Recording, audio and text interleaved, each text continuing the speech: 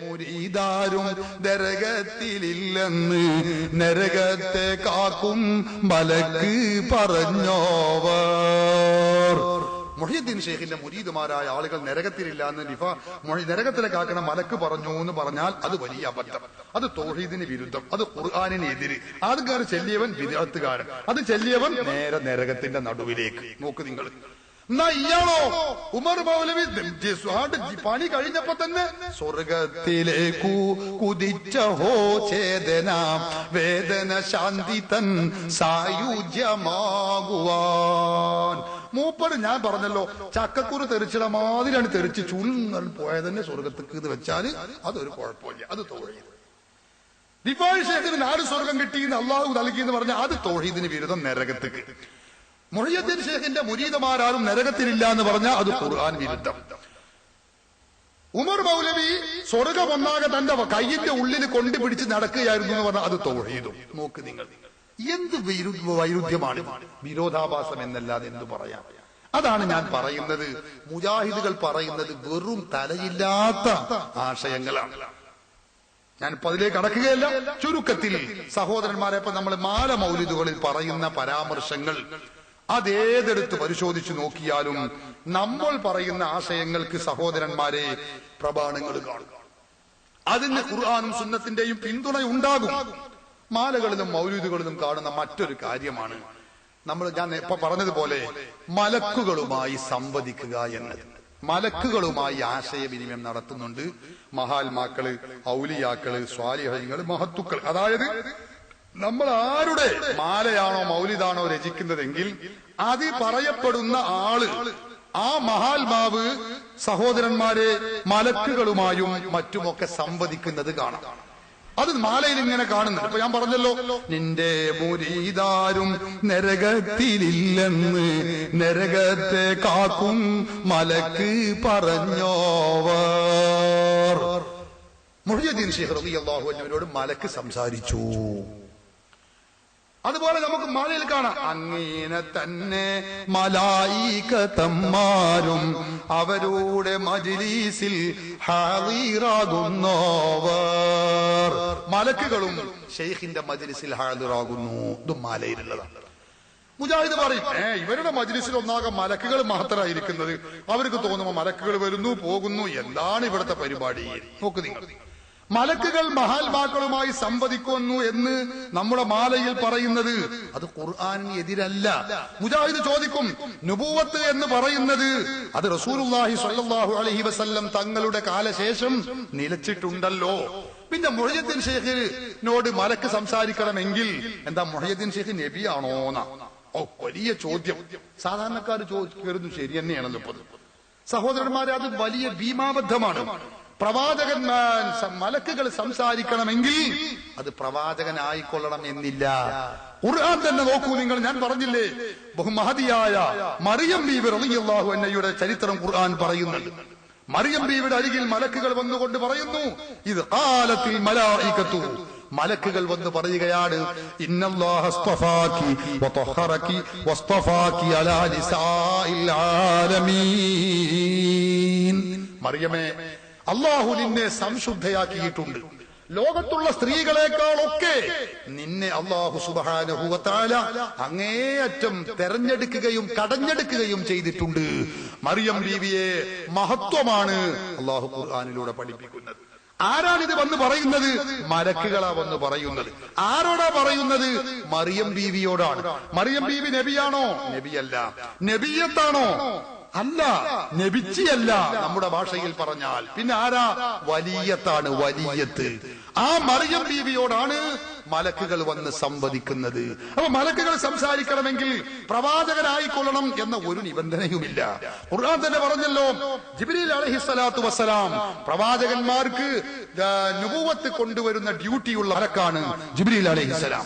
ആ ജിബ്രീൽ അലൈഹിസ്സലാത്തു വസ്സലാം അതാ മറിയം ബീവിയുടെ അരികിൽ വന്നുകൊണ്ട് സംസാരിക്കുന്നു. ഖാല ഇന്നമാ അന റസൂലു റബ്ബിക് ലിഅഹ്മലകി ഗുലാമൻ സക്കിയ്യാ.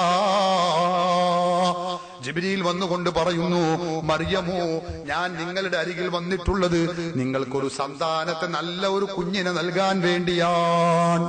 മറിയം ബീവി ചോദിച്ചു, ഖാലത്ത് അന്നാ യകൂനു ലീ ഗുലാം വലം യംസസ്നി ബശർ വലം അകു ബഗിയാ. മറിയം ബീവി ചോദിക്കുകയാണ്, എങ്ങനെയാണ് എനിക്കൊരു കുഞ്ഞുണ്ടാവുക? എന്നെ ഒരു പുരുഷൻ ഇതുവരെ സ്പർശിച്ചിട്ടില്ലല്ലോ, ഞാൻ അനാവശ്യ പ്രവർത്തനങ്ങൾ ചെയ്തവളുമല്ല, പിന്നെ എങ്ങനെ എനിക്ക് കുഞ്ഞുണ്ടാകും? ജിബ്രീൽ മറുപടി പറയുന്നു, ഖാല കദാലിക് ഖാല റബ്ബുക ഹുവ അലയ്യ ഹയ്യിൻ. അല്ലാഹു പറയുന്നത് അത് അല്ലാഹുവിന് വളരെ എളുപ്പമുള്ള കാര്യമാണെന്നാണ് ജിബ്രീൽ മറുപടി കൊടുക്കുകയാണ്. അപ്പൊ മറിയം ബീവിയും ജിബ്രീലും സംവദിക്കുന്നു, ആശയവിനിമയം നടത്തുന്നു. മറിയം ബീവി നബിയാണോ, നബിയത്താണോ? ഒരിക്കലുമല്ല, വലിയത്താണ്.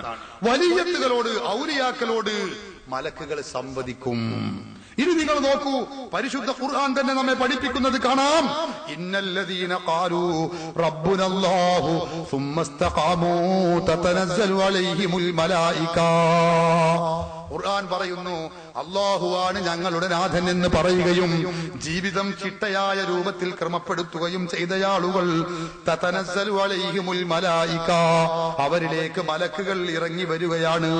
മലക്കുകൾ ആ നല്ലവരായ മഹാത്മാക്കളായ നല്ല രൂപത്തിൽ ജീവിതം നയിച്ച ആളുകളിലേക്ക് മലക്കുകൾ ഇറങ്ങി വന്നുകൊണ്ട് പറയുന്നു, അല്ലാ തഖാഫൂ വലാ തഹ്സനൂ വഅബ്ശിറൂ ബിൽ ജന്നത്തില്ലതീ കുൻതും തുഅദൂൻ. അല്ലാഹുവിന്റെ ഖുർആൻ പഠിപ്പിക്കുന്നു, മലക്കുകൾ വന്നുകൊണ്ട് പറയുകയാണ്, തതനസ്സലു അലൈഹിമുൽ മലായിക, മലക്കുകൾ വന്നുകൊണ്ട് പറയുന്നു, അല്ലാ തഖാഫൂ വലാ തഹ്സനൂ, നിങ്ങൾ ഭയക്കേണ്ടതില്ല, നിങ്ങൾ മുഷിപ്പാവേണ്ടതില്ല. പിന്നെയോ വഅബ്ശിറൂ ബിൽ ജന്ന, നിങ്ങൾ സ്വർഗ്ഗം കൊണ്ട് സന്തുഷ്ടരാവുക. മുജാഹിദുകൾ പറയും ഇത് മരിക്കുന്ന സമയത്ത് മാത്രമാണ്. അല്ല, മരിക്കുന്ന സമയത്താണെന്ന് ചില പണ്ഡിതർ പറഞ്ഞിട്ടുണ്ട്. ഖുർആൻ മുഫസ്സിറുകളിൽ നല്ലൊരു വിഭാഗം പണ്ഡിതന്മാർ പറഞ്ഞു എല്ലാ അവസരത്തിലും ഇത് ഉപയോഗമാണ്. ഇത് മരിക്കുന്ന സമയത്തേക്ക് മാത്രം ബാധകമല്ല, മരിക്കുന്നതിനും അതിനു മുമ്പും ശേഷവുമൊക്കെ മലക്കുകൾ മനുഷ്യരുമായി ഇടപഴകും, സംവദിക്കും, ആശയവിനിമയം നടത്തും. പക്ഷേ അതിന് പാകപ്പെട്ട മനുഷ്യരായിരിക്കണം, ഈ മലക്കുകൾ ഇറങ്ങി വരാൻ പറ്റിയവരായിരിക്കണം നമ്മൾ എന്നേ ഉള്ളൂ. അതാണ് നമ്മൾ പറഞ്ഞത്, മഹാത്മാക്കളാവണം. മഹത്തുക്കളാകുമ്പോൾ മലക്കുകൾ അവരിലേക്ക് ഇറങ്ങി വരും, മലക്കുകളുമായി ആശയവിനിമയം നടത്തും, സംസാരിക്കും. അല്ലാ തഖാഫൂ, നിങ്ങൾ ഭയക്കേണ്ടതില്ല, വലാ തഹ്സനൂ, മുഷിപ്പാകേണ്ടതുമില്ല, വഅബ്ശിറൂ ബിൽ ജന്ന, നിങ്ങൾക്ക് സ്വർഗ്ഗമുണ്ട്. അപ്പൊ ഈ മഹാത്മാക്കളോട് വന്ന് നിങ്ങൾക്ക് സ്വർഗമുണ്ട് എന്ന് പറയും. അതന്നെയാണ് നമ്മുടെ മാലയിലും പറഞ്ഞത്, നിന്റെ മുരീദാരും നരകത്തിലില്ലെന്ന് നരകത്തെ കാക്കും മലക്ക് പറഞ്ഞോവർ. നിന്റെ മുരീദുമാരും നരകത്തിലില്ല, അവരൊക്കെ സ്വർഗത്തിന്റെ ആളുകളാണ് എന്ന് മലക്ക് പറഞ്ഞു എന്നതിന്റെ അർത്ഥവും സഹോദരന്മാരെ ഇത് തന്നെയാണ്. അപ്പൊ ഞാൻ പറയുന്നത്, ഇങ്ങനെ ഓരോന്നെടുത്ത് പരിശോധിച്ചു നോക്കിയാൽ മഹാത്മാക്കളുമായി ബന്ധപ്പെട്ട് മാലയിൽ പറഞ്ഞിട്ടുള്ള ആശയങ്ങൾ ഏതെല്ലാം ഉണ്ടോ അതിനൊക്കെ ഖുർആനിന്റെയും സുന്നത്തിന്റെയും പ്രമാണങ്ങൾ, തെളിവുകൾ നമുക്ക് കണ്ടെത്താൻ കഴിയും. വിശദീകരിക്കാൻ ഞാൻ പറഞ്ഞല്ലോ, ഒരുപാടുണ്ട്, ഞാൻ അതിലേക്കൊന്നും കടക്കുന്നില്ല.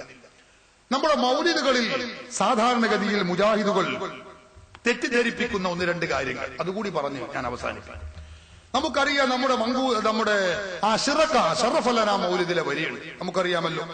ആ വരിയിൽ സാധാരണഗതിയിൽ ചില വരികളുണ്ട്. ആ അശ്റഖ ബൈത്തിൽ നമുക്ക് കാണാം, അബ്ദുകൽ മിസ്കീനു യർജു ഫളലകൽ ജമ്മൽ ഗാഫീറു ഫീകാ ഖാദ് അഹ്സൻതു ളന്നി യാ ബാശീറു യാ നദീറു. നമ്മളൊക്കെ ചെല്ലാറുള്ളതാണ്. ഇവിടെ മുജാഹിദുകൾ പറയും ഈ വരി ശുദ്ധ ശിർക്കിന്റെ വരിയാണ്.